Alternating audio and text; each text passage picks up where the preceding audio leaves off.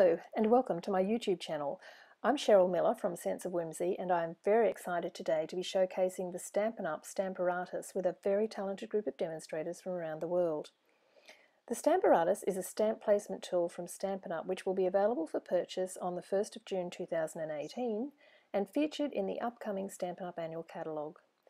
20 international demonstrators are highlighting all the ways in which this new stamp tool will change the way you stamp.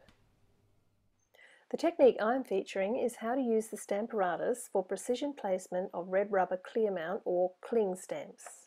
Stampin' Up have a great video outlining the general features of the Stamparatus and I will put the link in the video description below. However, I will go over the basic elements of the Stamparatus quickly in case this is the first video that you're watching. The tool consists of a magnetic base plate, 20 cm by 20 cm or 8 inches by 8 inches with integrated hinges down two sides. The unit comes with two removable stamping plates which slot into the two hinges and are interchangeable and reversible, giving you 4 surfaces to stamp with. The base plate is high gloss for easy cleanup with a grid and both metric and imperial measurements. You can use the tool with both photopolymer and rubber clear mount or cling stamps. This foam mat is included and is used for extra height when stamping with the photopolymer stamps. On the base side, the plate has 4 non-stick feet to keep it nice and stable on your work surface and 2 little cubby holes for the 2 magnets which hold your work in place on the stamping surface. Note that these bar magnets are very, very strong and can break if left slammed together.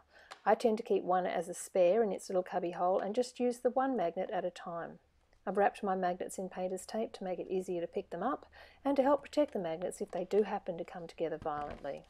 I use a chamois type cleaner and water to clean off the base plate. But to keep it from getting inky, I have cut up some of the Stampin' Up grid paper to fit into the base of the Stamparatus.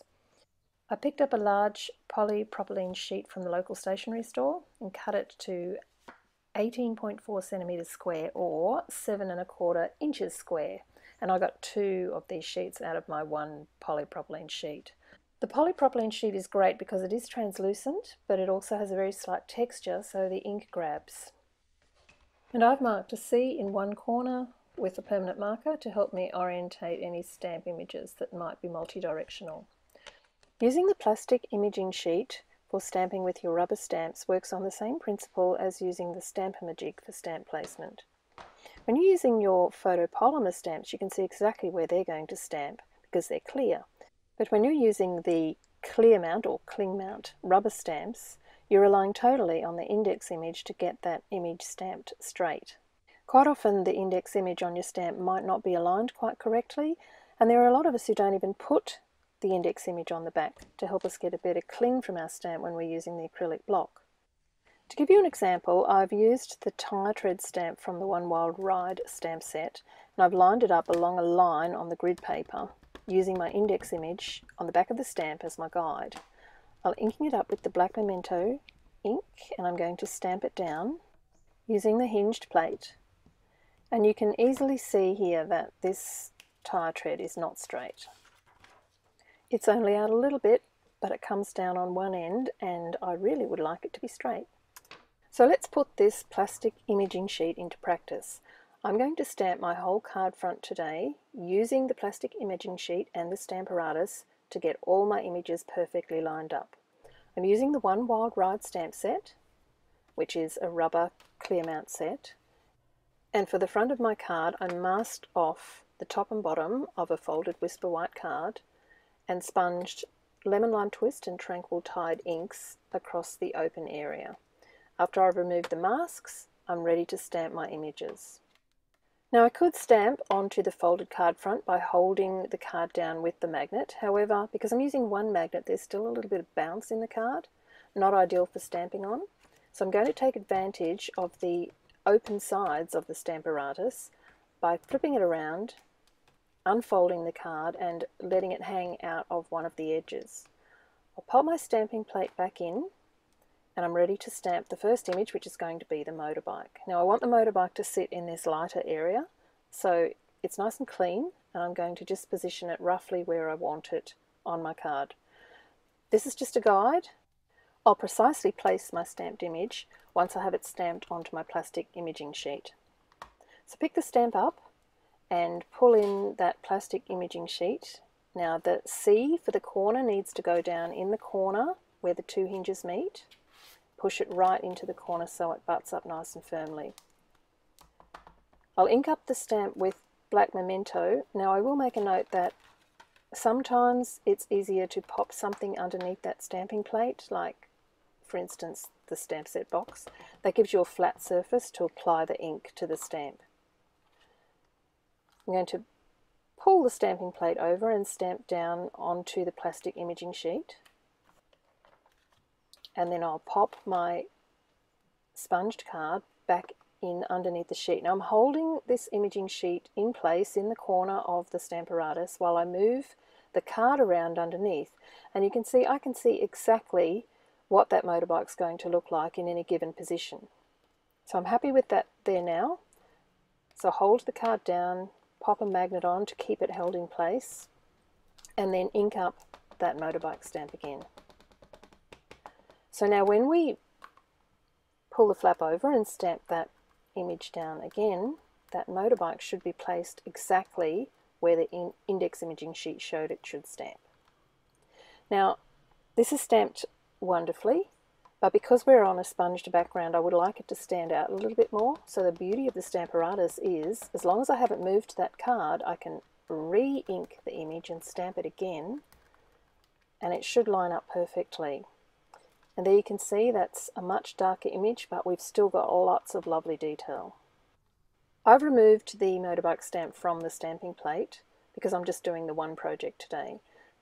So what you'll need to remember is that once you've removed that stamp, the index image is no longer any good to you, so I've just cleaned that off the indexing sheet. I'm going to move on now and do the words and the tire treads. This is basically exactly the same process as what we just did, so I'll put this on fast forward. But one thing I will mention is that if you were going to be doing multiple projects, don't take your stamps off the stamping plates and don't remove the images from the indexing sheet. Simply remove the stamping plate from the hinge, flip it over, or use the other stamping plate to put your other stamps on, and then you'd have multiple images on your indexing sheet. I'm using the greeting "Hope today is one wild ride" along the bottom of the card. So I've just roughly positioned it where I want it, putting the index imaging sheet down, and I'm going to stamp that greeting onto the imaging sheet. Then we'll bring the folded card back in, put it underneath the imaging sheet, make sure that imaging sheet is butted into the corner, and twiggle the card around until you get the greeting exactly where you want it. Ink it up, stamp it down. I'm going to stamp it again because I want it to be a nice bold image, the same as the motorbike, and it's perfectly aligned right over the top. Remove that stamp, and now we'll do the greeting at the top, which is birthday wishes to the leader of the pack. So again, it's a rough placement, and then I'll stamp it down onto that index imaging sheet. And I know I sound like a broken record, but it is so important that this plastic imaging sheet is butted right down into the corner between the two hinges. That's the only way this will work. I'm lining up this greeting now at the top, and I can move the card around and work out exactly where I think it's going to look best. It's not lined up straight along the bottom of the grid, but it definitely is nice and straight with my sponging on my card. So I'll pop the magnet down in place to hold the card exactly where I want it, ink up the stamp, flip that plate over, stamp the image. I need it to be as dark as the bottom one, so I'll re-stamp it again. And the last part is this pesky little tire tread. Now, with the tire tread, I'm going to be putting it at the top and bottom. So when I'm putting this onto my stamping plate, put it out further towards the top, or that top corner. You can always move the card out, you can't always move it back in. So I'll get rid of the words off this imaging sheet to start with, and then stamp the tire tread image into place on the plastic imaging sheet. Now I'm way out to the edge here, but you'll see that it needed to be out there to be able to do the two images at the top. I've put the magnet down to hold that card in place. I'll clean the black ink off because I will be stamping in smoky slate for the tire tread. I will also not want this at full strength, A lighter image is not going to detract from the feature motorbike, so I will stamp it off onto a piece of scrap paper. This is just a piece of leftover grid paper from when I cut those pieces for inside the Stamparatus. So stamp off on that, then stamp down, and you'll get a nice light tire tread image, which is perfectly straight. Move the card down, and we'll do the same thing for the tire treads at the top of the card. You can see I'm moving it around here just to find out exactly where I want those tire treads to sit. Exactly the same process, ink up, stamp off, and then stamp down to get that lighter image, and then one more tire tread along the top. So again, I'm just moving the card around, working out exactly where I want the tire tread to sit, making sure that that C corner is butted right up into the corner of the Stamparatus. Hold it down with a magnet, ink it up, stamp it off, and then stamp down again for that final tire tread image. And that's my card front, perfectly stamped. I'm almost certain I would not have been able to get this level of precision in my stamping, especially using rubber stamps, without the Stamparatus and my stamp imaging sheet. To finish the card off, I wrapped a piece of solid baker's twine in basic black around the front of the card, just underneath the sponging, tied it in a knot. I hope you've enjoyed this project today. Remember that the Stamparatus will be available from the 1st of June 2018 in the Stampin' Up annual catalogue. Contact your Stampin' Up demonstrator to let them know that you are definitely interested in getting a hold of one of these. Thanks for watching.